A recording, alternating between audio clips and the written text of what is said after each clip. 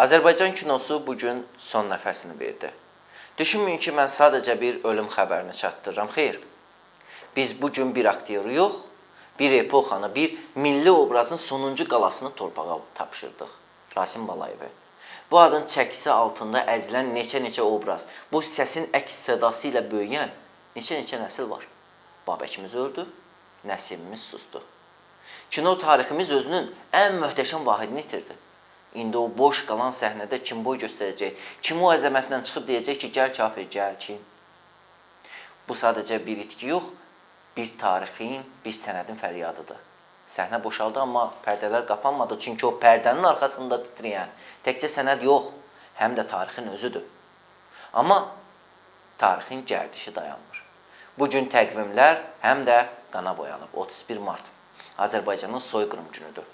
Daşnaq xislətinin, erməni vəhşiliyinin, insanlıq simasını cırdığı o məşum gün. Biz o günləri unutmadıq, unuda bilmərik.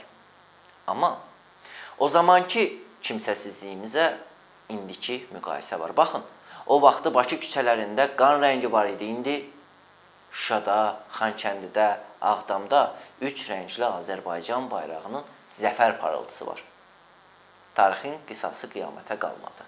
1918-in kimsəsiz məzarlarından qalxan o məzlum ruhlar bugün Xocalı küçələrində gəzən Azərbaycan əskərinin addım səslərinə dikəliblər.